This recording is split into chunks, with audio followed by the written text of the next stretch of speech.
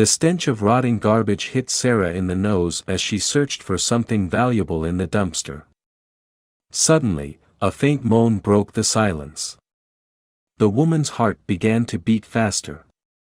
It couldn't be, could it? Sarah pushed the bag away and saw a baby who was a few hours old.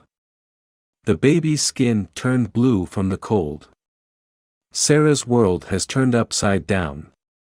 She realized that everything would never be the same again. The first rays of the sun illuminated the streets of Los Angeles. Sarah woke up on her makeshift bed of boxes. She had lost count of how many times she had woken up like this, alone, cold and hungry. The woman threw back the blanket and sat up, feeling much older than her years. She looked at her reflection in the puddle, sunken cheeks, dark circles under her eyes and weathered skin. "Another day in paradise," Sarah muttered, her voice hoarse from long inactivity and countless cigarettes. She needed to eat. The woman packed up her belongings, a battered backpack, a bottle of water and a sign saying, "Everything helps," and went to Skid Row Street. There she stayed at a local shelter, where she was able to wash and use the toilet. Sarah remembered her life, the death of her mother, heavy drugs, work and separation from her daughter. After leaving the shelter, Sarah headed to her begging spot near a busy intersection. The rumble of a garbage truck caught her attention. Garbage collection day became an opportunity for her. Sarah quickened her pace and walked over to a row of dumpsters.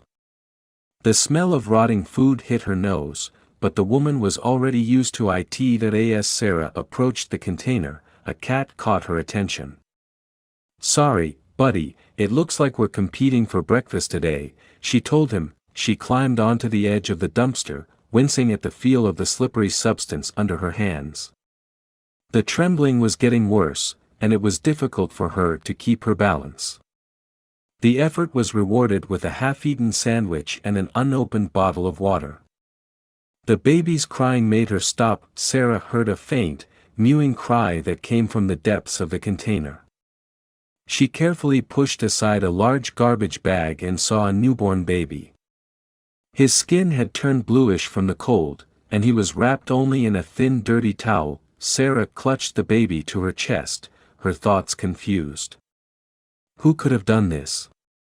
How long has the child been here? What was she supposed to do now? Sarah, paralyzed by indecision, came out of the alley with the found baby on her chest. Faced with the menacing streets of Los Angeles, she felt she had a purpose and headed for the hospital, feeling the threads of her addiction loosen. As she approached the emergency room, she recalled her past as a medical student. The nurse, upon hearing that Sarah had found the baby in the dumpster, activated the medical team. Sarah felt a strong desire to protect the baby when it was taken from her. Later, she found herself in a small room with a detective and a social worker who asked her questions. Sarah talked about how she found the child, feeling that she was being looked at with doubt. The social worker asked who could have left the child, but Sarah only replied that she had found him and did not know if it was a boy or a girl. The detective asked Sarah Reeves about her possible connection to the child found in the dumpster. She objected, insisting that she would never harm a child, despite her past drug problems and the loss of her daughter Emily. The detective and the social worker were skeptical and informed that they needed to check her story, leaving her in the room. Later, Nurse Angela reported that the girl, who was in critical condition, was recovering. Sarah felt hopeful and opened up to Angela about her life. However, the social worker announced that it was necessary to conduct a detailed investigation, and as soon as the girl was discharged, she would be transferred to a foster family, since Sarah could not take care of her. The situation caused Sarah to panic, and despite the sympathy of the caseworker, she was advised to focus on getting help for herself. When the social worker left Sarah, she felt drowned by the thought of a child who could be left alone in the system. At that moment, Sarah decided to fight for the girl and announced it, surprising herself. Nurse Angela supported her by offering help. Sarah realized that she had a new purpose: to protect this life. 3 days later, standing outside the intensive care unit, she met with a social worker, Ms. Hernandez, who confirmed that the girl would be placed in foster care, as Sarah was not able to care for her. Stunned, Sarah expressed a desire to change and fight for the child. Ms. Hernandez stressed that this would require stability and sobriety. At that moment, Sarah remembered her mother's voice, which inspired her to act. She offered to go to rehab, and the social worker took the opportunity, but warned about the difficulties. Sarah was determined, looking at the little girl who was fighting for her life. Sarah, who was a homeless drug addict, got the opportunity to go to a rehabilitation center thanks to Angela's help.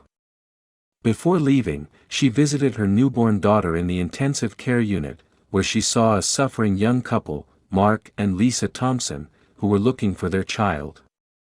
They accused Sarah of taking their daughter, but after the trial, it turned out that Sarah found the girl in a dumpster and brought her to the hospital to help her.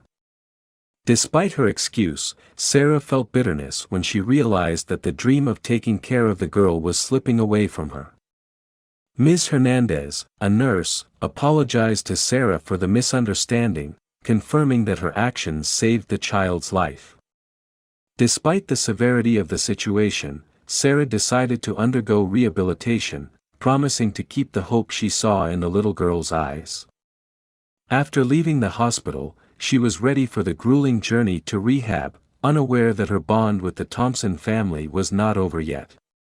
Sarah, standing at the gates of the rehabilitation center / New Horizons / felt the weight of the events of the past week.